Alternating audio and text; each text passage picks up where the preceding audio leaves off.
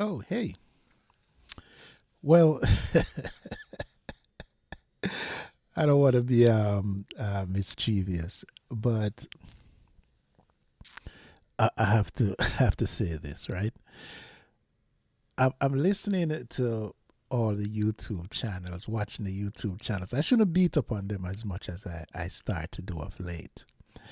But this old Conor Gallagher debate is amazing that we want to have signings and we want to have quality players. And half of our fan base seem to be the only ones who think that Conor Gallagher is not quality signing.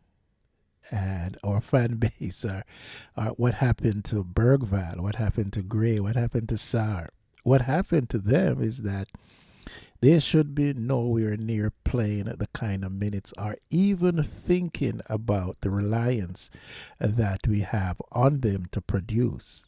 That should never ever be the case when you talk about, those 3 to 4 players that we're somehow, up in the arms about not going to get minutes. It's amazing that we're saying go out there and sign quality. And the rub on signing Gallagher is that he's not a creative midfielder. He's not a ball playing midfielder. And then you ask yourself in looking at the squad, who is that you look at right now? I said it before that I don't like the fact that you sign a player based on us not having anything near his quality. That should be the objective of signing a player. You should be able to sign a player based on what he's going to give you. It should so happen that when you bring a player in, is that he's of a higher quality than what you have before. And if we're scraping the bottom to say that we're going to sign Conor Gallagher because he's better than Sarr, he's better than Bergval, he's better than everything that we have, that should never ever be part of the conversation to have. Because it is so obvious that Conor Gallagher is a darn good player. But I get on YouTube, and you know what's fascinating? I'm going to just spend a couple of minutes here, maybe 10 minutes or less for this video. The ones I've been testing to make sure that everything is working for my stream, but this here in particular, I'm not going to go past 10 minutes. I just want to make the case and the point that, look, when you go out and you sign a player, you are supposed to be signing a player based on what you have, what you can assess. How is he going to fit in? If we can't look and see that Bergval and Sarr and Gray, they may fit the profile of another manager. They might fit the profile of what you want from your youngsters. But the profile that we need in this moment with Thomas Frank, with us struggling, is not that profile. We need a grafter. I hear that a lot. I was going to respond to a post and I typed the word in there, grafter. That's what comes to mind when you talk about Conor Gallagher. I for one, right? And I'm going to shout out Sava from Heritage Football Television on this one, because we have been beating this for a long time. Go get Conor Gallagher. Go see what Atletico Madrid wants for him, because he was not playing. So let's go get him. Let's go see what a good developed midfielder looks like based on what we have.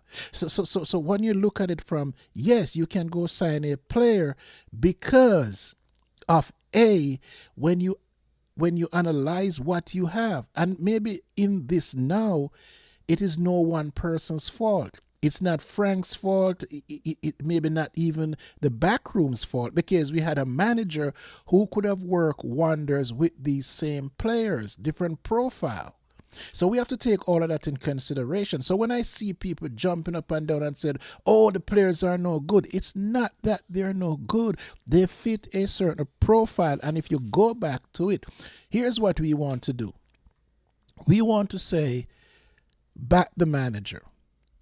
But when you use that blanket phrase about backing the manager, does it mean that you're going to go out there and sign a player for $60 million when you can find the one that the manager wants, or maybe the one you think is available for $60 million? Is not attracted to Spurs. You find a one for 40 or a youngster that you can bring along and that fits the profile of what the manager is asking for. Is that backing the manager? I think that falls into the line of backing the manager. What does that look like? When the manager goes, the manager who comes in have nothing or want anything to do with said players. And sometimes it's not even have to do anything with his ability. If you look at Brennan Johnson as an argument, Postecoglou found a way to use him after the fact. But what remains true is that he found a way to use him and he was productive for him. Frank doesn't seem that way. So he's gone. And so when we look at everything that we have to do to get to a good team, and you look at the base, for all intent and purposes, if you look at this Spurs team, Porro is a poor defender, but he's the worst? No. Udogie may be a good fullback, but he's never healthy. Spence, who I think is a better right back, is ending up playing over there because obviously Udogie is always injured. We went out and we signed a youngster. Maybe just the body in itself would allow us to alleviate some of the pressure of having Spence over there and playing Porro so many minutes that Spence can go over there. So there are fixes. Just these two signings can trigger a movement in what's happening. Number one, when you consider that if you move Spence because you have Souza, then you start to have everyone playing in their orthodox position. You have coverage now because you know that if you need Spence in a pinch, you can put him over there for Souza. You can do that, or Brennan or Ben Davies. You can put him over there. So there are things that can happen in a pinch when you sign quality. And I'm not saying that Souza is quality because no one knows anything about him, and we can just hope that he comes good, right? So we can park that right there. In the middle, we're good as the defense goes. Now, what we have now in there is that you move from having somewhat of a solid defense, you know who's going to start, who's going to play, to the midfield. When you get to the midfield and you say Palinia and then whom? We solve that. We are solving that with Conor Gallagher. And so I don't understand when fans are saying, oh, he's not a ball player in midfield, but he stabilizes your midfield. What it does, it took the ability now to have someone who understands how to run a team in there.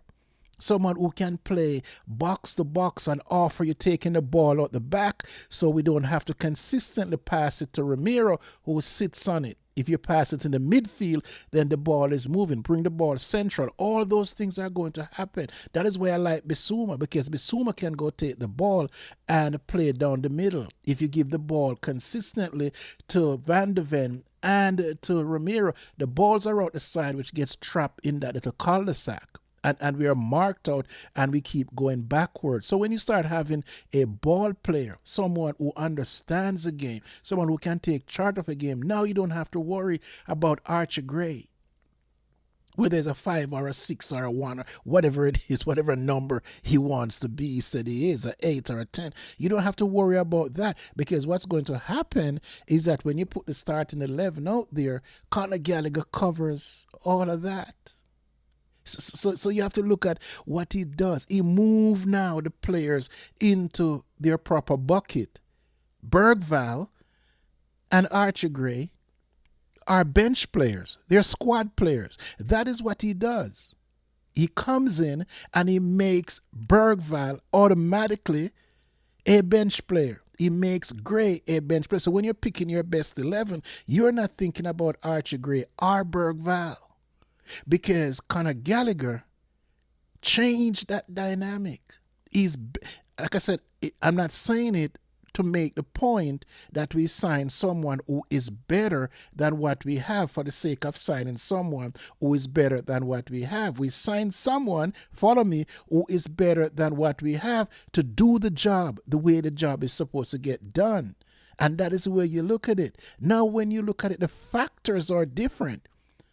Bergvall and Gray and Sarr are not going to be called upon or asked for to be the number one starters. They are supposed to be on the bench and relieve starters, because now you have a guy who doesn't get injured in Gallagher to straighten that part of the pitch out.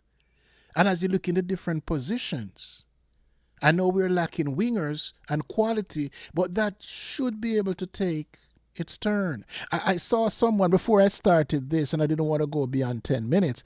I saw a video, right? And someone who wants Frank out, who said that it would be best for the club to not support Frank with new signing, is somehow complaining that the window is crap. Make that make sense. And that is why, and someone else, another piece of YouTube, the guy saying, well, I watched YouTube, I enjoyed it, but man, are we stupid?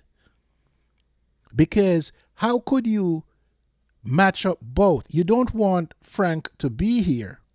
You want them to not sign players, but in the same breath, you're complaining that the window is crap.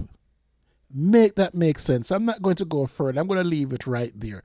And that's it. Because you know what? We are not accountable for the things that we say on a day-to-day basis. I'm DJ Paul for Tottenham Hotspur USA, and I'm out of here. Peace. Thank you for viewing. Comments if you like what you're hearing, and subscribe to the Rude Boy Sound for more of these. Thank you.